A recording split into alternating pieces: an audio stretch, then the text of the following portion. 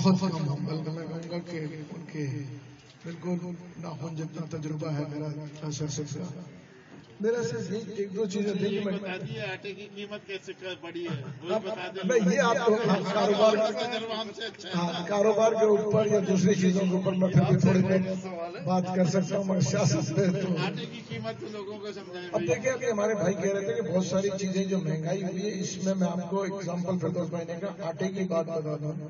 دیکھیں آج بھی آٹے کی قیمت جو مہنگی ہوئی ہے اس میں کہوں گا کہ عوام کو خود کو بھی تھوڑا دیکھنا چاہیے.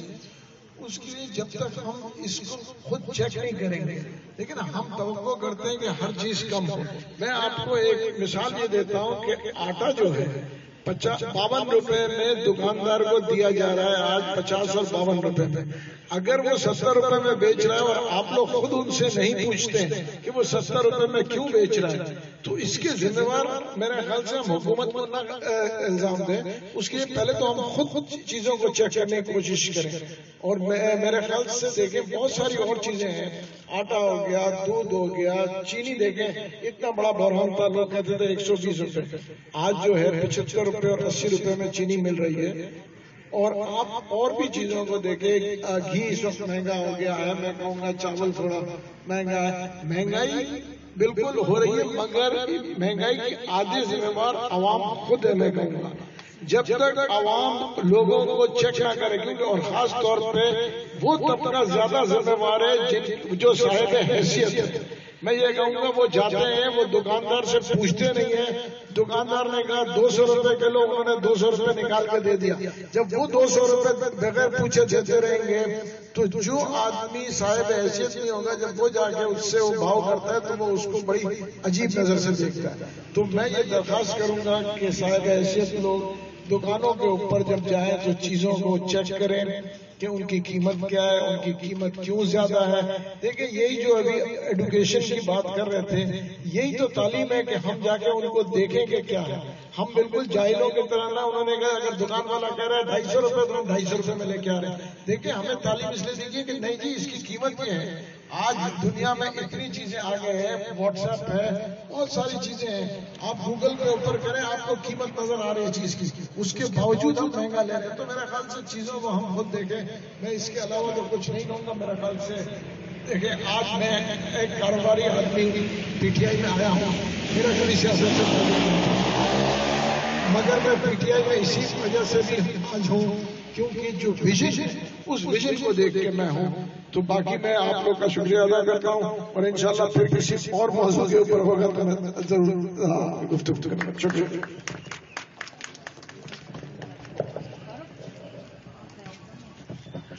میں یہاں پر اب دعوت دوں گی ہماری سیاج کی جو ہیڈ ہے جسٹس رانا صاحبہ کو کہ وہ تشریف لائیں اور ہمیں مستفید کریں. شکریہ.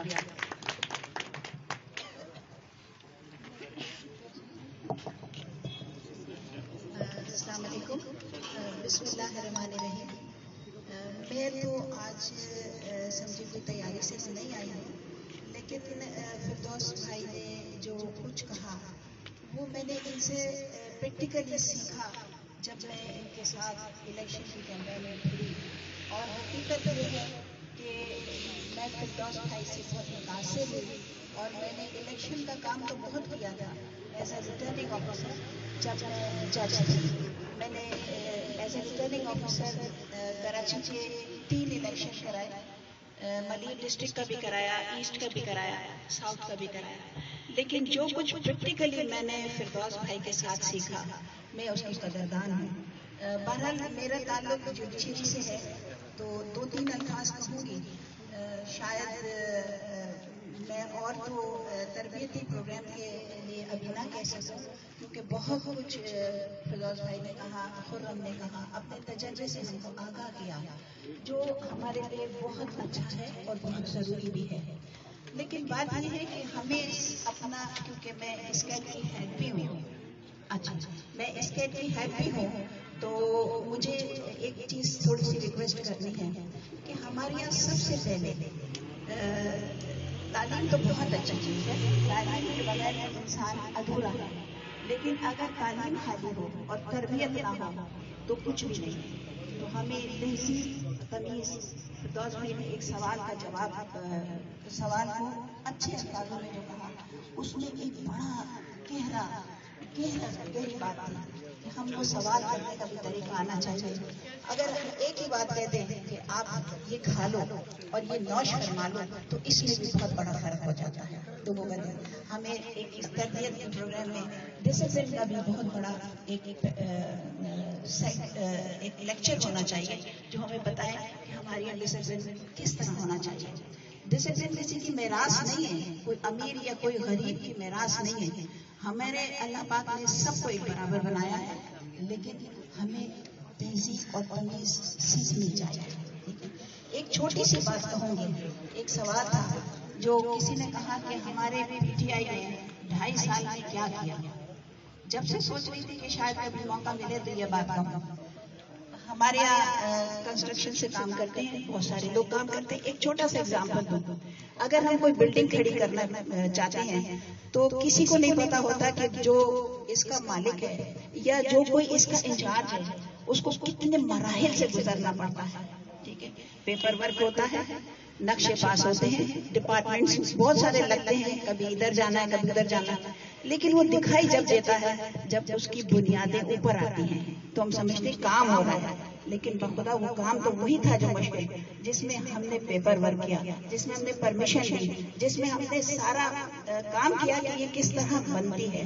तो बखुदा 2.5 साल में इतना काम हुआ है कि शायद अगर आप अंदाजा लगाएं, आप सोच नहीं सकते कि एक बंदे ने अपने अपने हद में रह के बहुत काम किया। हमारे एमपीए भी कर रहे हैं, एमएनए भी कर रहे हैं, कुछ नहीं भी करते होंगे, लेकिन काम हो रहा है जिसे हमें और अभी आपको दिखाई नहीं दे रहा है। इंशाल्लाह वेरी सून हम और आप सब देखेंगे कि काम हो रहा है। ठीक है, 12 इलेक्शन के उससे तो बहुत कुछ आपको पता चल गया। मैंने अपने थोड़ी सी डिसिप्लिन की बात की, लेकिन हाँ मैं आपको कॉन्स्टिट्यूशन जो हमारा पीटीआई का उसके लिए इंशाल्लाह नेक्स्ट किसी सेशन में बताऊंगी कि हमें किस तरह कॉन्स्टिट्यूशन को फॉलो करना है। हमें कॉन्स्टिट्यूशन बहुत वाज़ेह तौर पर लिखा है, इसमें थोड़ी सी अमेंडमेंट की भी जरूरत है, वो भी इंशाल्लाह कभी मैं उस पर लिखूंगी और बताऊंगी कि क्या क्या चीजें जरूरी है। हम अगर उसको फॉलो कर लें तो हमारे यहाँ कहीं डिस्प्यूट नहीं होगा। ठीक है, अब आपसे ज्यादा चाहूंगी, बहुत शुक्रिया फिरदौस भाई।